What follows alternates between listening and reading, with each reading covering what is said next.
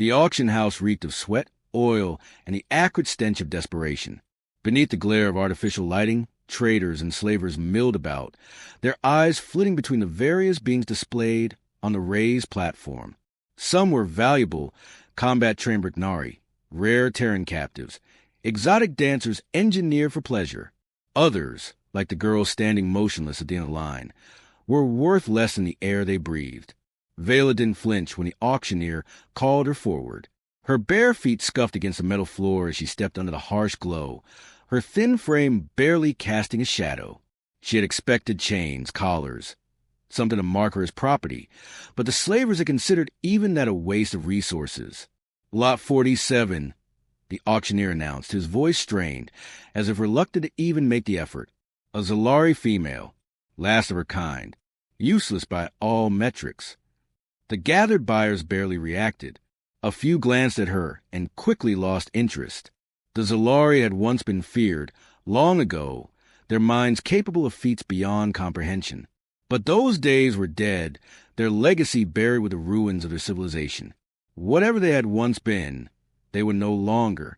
She's breathing, at least, one bidder said with a dry chuckle. Another, a broad-shouldered reptilian merchant, snorted. Barely. The Zalari were nothing but mystics and frauds. Without their so-called gifts, they're no better than, he waved a clawed hand dismissively. Ways. Vela kept her expression neutral. She had learned long ago that hope was a useless thing. She had been taken as a child when the last of her people fell, passed from captor to captor, growing into something too insignificant to even hate. Now, she stood before a crowd that didn't even want to bid. The auctioneer sighed, rubbing his temple. Look, let's start at 500 credits. Silence. 300. Nothing. A murmur rippled through the crowd. No one wanted her. No one would waste their money on something that could contribute nothing. The auctioneer hesitated, glanced at his assistant, then finally exhaled. 100 credits. Someone coughed. Laughter followed. Then, from the back of the room, a voice. 10. The laughter died, replaced by stunned silence. Heads turned toward the speaker. A human, standing near the edge of the bidding floor. He was lean, dressed in a dark flight jacket, his stance casual yet deliberate. The auctioneer's mouth twitched. Captain Elias Carter, he said, tone bordering on exasperation. This is an auction, not a salvage yard. Carter shrugged. She's standing there wasting everyone's time. 10 credits, or you can pay to haul her off yourself. A few chuckles rippled through the crowd, though some watched with interest now. Humans were unpredictable, but even for one of their kind, this was an odd move. The auctioneer rubbed his forehead. He could have rejected the bid outright, but the girl was taking up space, and a sale was still a sale. 10 credits, he said, shaking his head. Sold. Vela didn't react as the assistant grabbed her by the arm and shoved her toward her new owner. She barely stumbled, her body moving by habit rather than will. Carter studied her for a moment, then reached into his jacket and tossed a credit chit at the auctioneer. Pleasure doing business, he said dryly. The transaction complete, the auction moved on, and Carter led Vela away from the raised platform. She followed in silence, her steps automatic, head down. She had learned not to ask questions. The moment she did, pain followed. Carter didn't speak until they exited the auction house and stepped into the sprawling corridors of Zyphron Market. The air was thick with the scent of alien food, machine oil, and too many bodies packed into too little space. Neon signs flickered overhead, advertising everything from cybernetic implants to illegal weapons. After several paces, Carter glanced sideways at her. You're quieter than I expected. Vela said nothing. He sighed, running a hand through his dark hair. All right, let's get something straight. You're not cargo. I don't do slaves. That made her look up just briefly. Confusion flickered across her face, quickly buried. Yeah, I figured you'd have questions, Carter muttered. Too bad I don't have answers. I just hate seeing people kicked when they're already down. She watched him, searching for deception. No one bought a slave out of kindness. No one paid even 10 credits without expecting something in return. Carter stopped in front of a docking bay and gestured to the ship beyond the security checkpoint. It wasn't much, just another freighter in a long line of vessels that came and went from stations like this, hauling cargo, picking up jobs, avoiding trouble. Its hull was worn, its plating patched in places, but it was intact, and the name Starbound Phoenix was painted across its side. Vela hesitated. Carter noticed and sighed again. Look, you can either stand here in the market until someone else grabs you, or you can come with me and figure out what happens next. Your call. She had no reason to trust him, but trust wasn't required. She had spent her life being dragged from one place to the next, used and discarded like scrap metal. At least now, she had been given a choice. After a long moment, she stepped forward. Carter gave a short nod and led the way up the boarding ramp. She had been bought for nothing, less than nothing. But for the first time, there was something unfamiliar curling inside her chest, something she barely dared to name. A whisper of possibility. The Starbound Phoenix rumbled to life as the docking clamps released, its engine sending a low hum through the metal floor. Vela stood just inside the cargo bay, motionless, her eyes tracing the unfamiliar ship's interior. The space was cluttered but functional, crates stacked against the walls, cables snaking across panels that had seen better days. The scent of engine grease and recycled air filled her lungs. It wasn't a slaver's den, nor a prison cell. That alone set it apart from everywhere she had been before. Carter moved with ease through the ship, unbothered by her silence, as he led her to the narrow corridors. The crew was waiting in the central hub, a mismatched collection of humans and aliens, their faces marked with wariness as they took in the newest addition. A woman with cropped black hair leaned against a table, arms crossed. "Tell me you didn't pick up another stray, Carter." "I didn't pick up another stray, Adi," Carter said deadpan. She followed me home. Adi's sharp gaze flicked to Vela, scanning her from head to toe. She wasn't the only one appraising her. A burly reptilian alien with mottled green skin exhaled through his sharp teeth. "She looks like she'd snap in a strong wind," he muttered. "What's she supposed to do here? Decorate the cargo hold?" "She's figuring that out," Carter said. "Same as the rest of us." Vela remained silent. She had endured worse scrutiny. If they wanted to see something in her, they would be disappointed. Carter gestured to an open door down the hall. "That's yours," he said. "It's not much, but it beats the auction block." She hesitated before stepping inside. The room was small, barely more than a storage compartment, but it had a cot and a place to sit. The door slid shut behind her, cutting off the voices outside. Alone in the quiet, she pressed her fingers against the cool metal of the walls. No restraints, no locks, just silence. She sat on the cot and stared at the floor, waiting for the inevitable moment when reality would reassert itself, when this illusion of freedom would crack apart. The ship jolted as it entered faster than light travel. The hum of the engine deepened, a rhythmic pulse in the walls. Time passed in slow drifts, measured only by the dimming of the overhead lights.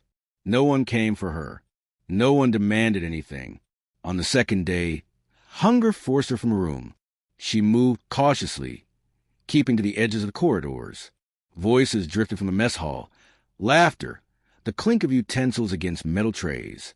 She paused at the threshold, unnoticed for a moment. Then Adi spotted her. Well, the ghost walks. Carter, seated at the far end of the table, glanced up.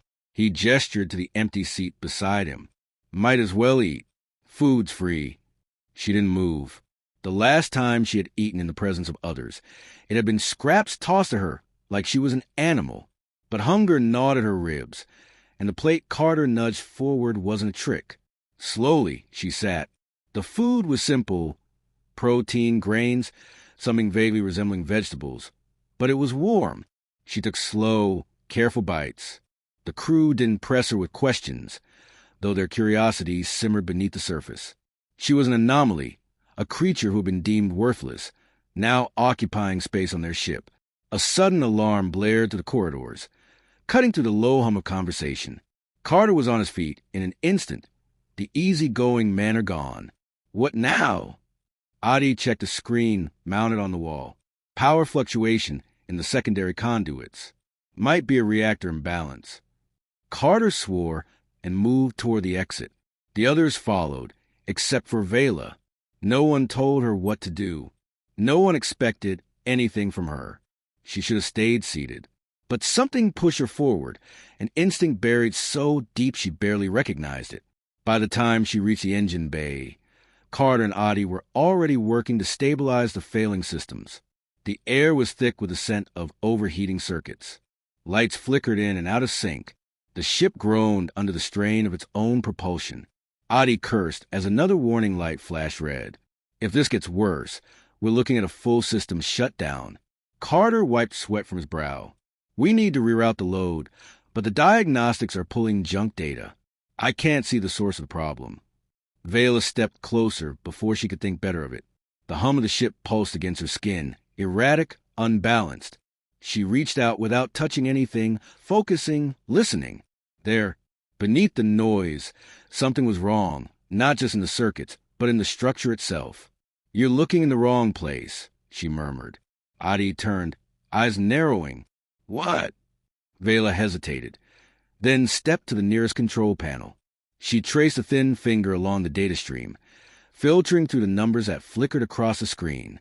It was buried deep, but it was there, a misalignment in the ship's core regulators, something no normal diagnostic would detect. "The conduit failure isn't the cause," she said. "It's a symptom." Carter leaned over her shoulder, studying the screen. His expression shifted, surprise flickering in his eyes. "She's right." He grabbed a toolkit and moved toward the access panel.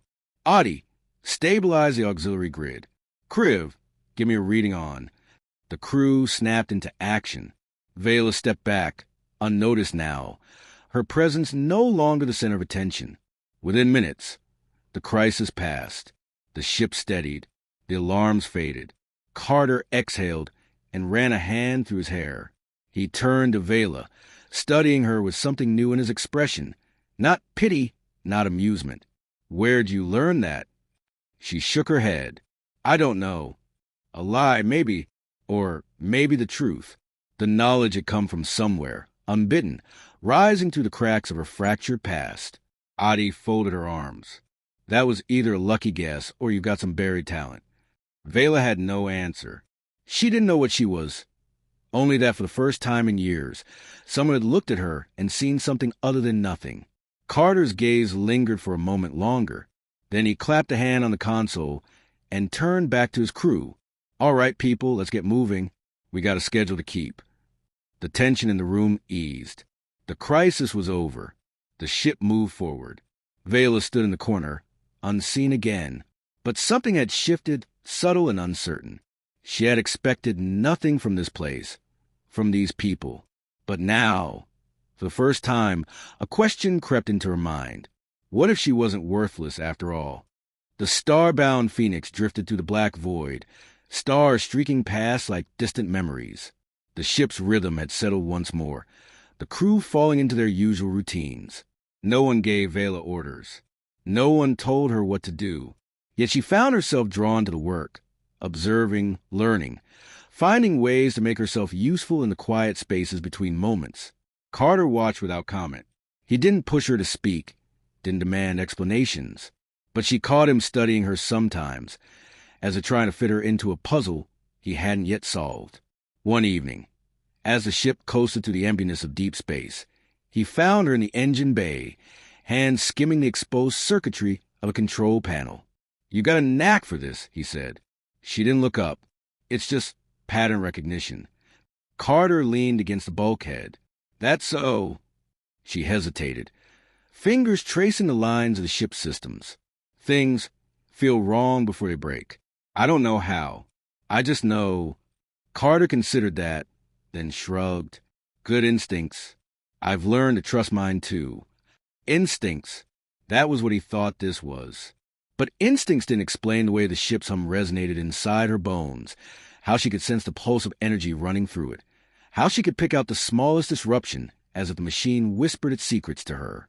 She didn't say any of that. Instead, she returned to her work, and Carter left her to it. The next day, everything changed. A warning siren shrieked through the ship, jolting Vela awake. She was on her feet in an instant, following the distant sound of voices to the bridge. Unmarked vessel, closing fast. Adi reported. Fingers flying over controls. No transponder, no comms. Pirates. Raiders. The kind that didn't bother with negotiations. Carter strapped himself into the captain's chair, jaw tight. Weapons. Minimal. Kriv growled. We can't outgun them. Then we outrun them. The ship jolted as the enemy fired a warning shot, energy slamming into their rear shields. Lights flickered, systems struggling under the strain. Vela braced herself against the bulkhead, the ship's pain vibrating through her skull. It was more than just damage. It was disruption, a fraction flow of energy that kept the Phoenix alive. She closed her eyes. Listened.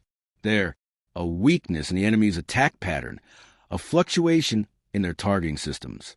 If she could just... A second blast rocked the ship, and something deep inside her cracked open. The world tilted. The sounds of the bridge faded.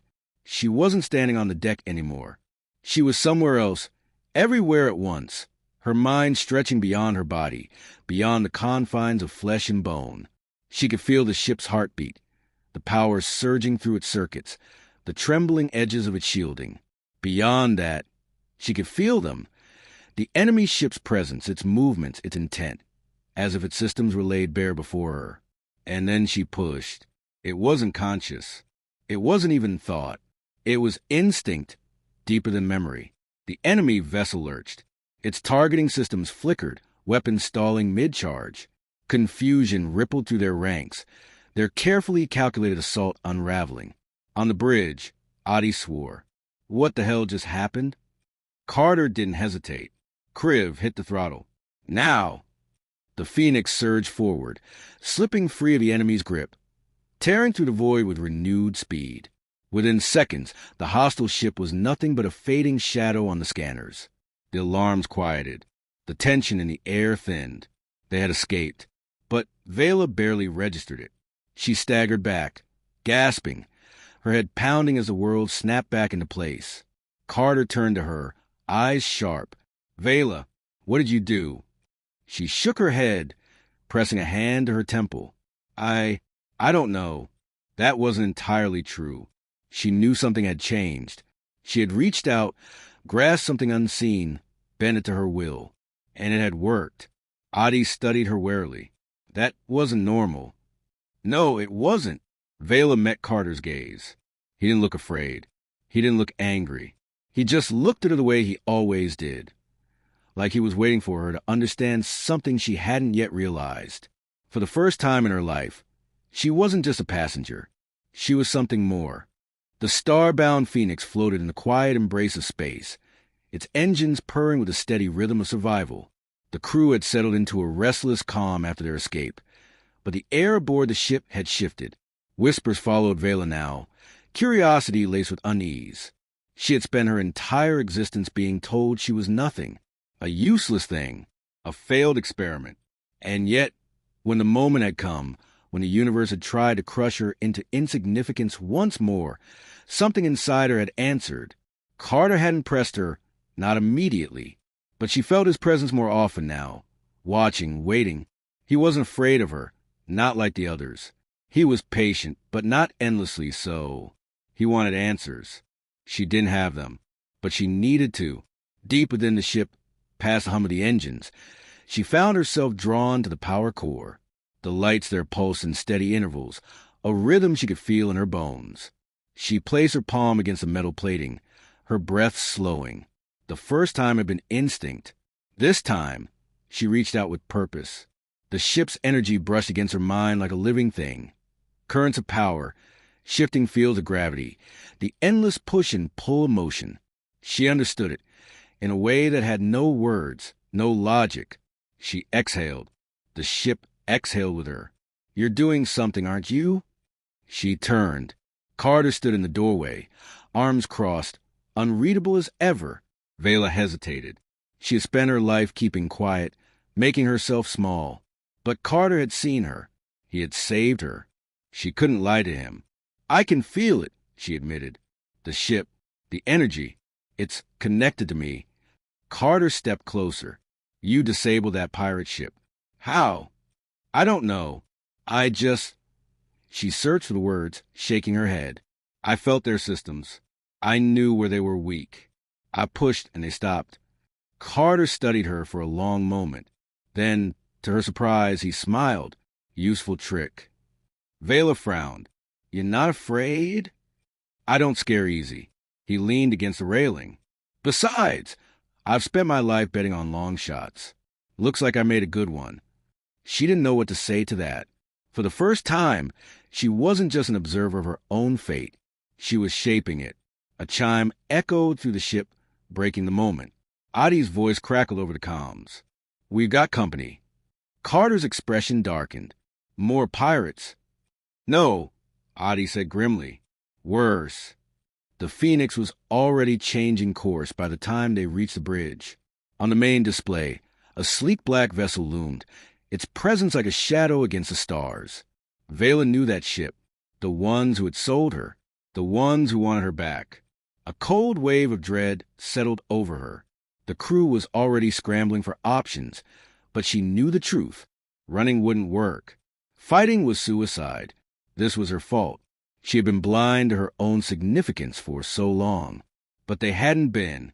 They had known what she was before she had even begun to understand herself. And they weren't about to let their property go. Carter's voice cut through the tension. "Adi, can we jump?" "Not unless you want the engines to rip us in half." She shot back. "They hit us with an energy field. We're stuck." Vela closed her eyes. She felt it, the weight pressing down on the ship, pinning them in place. A current of energy she recognized. It was the same force she had touched before, the same force she had bent to her will. Her pulse pounded. The enemy vessel was bigger, stronger, designed for this kind of engagement. But something in her whispered, "That doesn't matter." She stepped forward. "I can break their hold." Adi blinked. "What?" Carter's gaze locked onto her. "You sure?" "No." But certainty wasn't an option anymore. She placed her hands against the console, reaching beyond what was visible. The energy field was a cage, an artificial force bending space itself to keep them trapped. But it wasn't perfect. Nothing ever was. She pushed. A battle of unseen forces rippled through the void. The enemy's hold wavered, fought back. Vela gritted her teeth, sweat beading on her skin. This wasn't just manipulating energy. This was a war of wills, a clash of something deeper than technology. They had underestimated her once. They wouldn't get the chance to do it again. With a final, brutal effort, she tore through the field. Alarm shrieked across the ship as the Phoenix was flung forward. The sudden release catapulted them into motion. The enemy vessel scrambled to respond, but Carter was already shouting orders. "Kriv, full burn." Adi, plot a jump now. The Phoenix roared as its engines flared to life, free once more. The enemy ship fired, but they were already moving, breaking past the trap that had been meant to end them. Vela collapsed against the console, her vision swimming. She had done it. She had changed fate. Carter caught her before she could fall. "You all right?" She nodded, breathless, her limbs shaking. "We're free." He grinned. "Yeah, we are." The ship leapt into the safety of the stars, leaving the past behind. Vela had been sold for nothing, deemed worthless. But now she knew the truth. She was worth everything.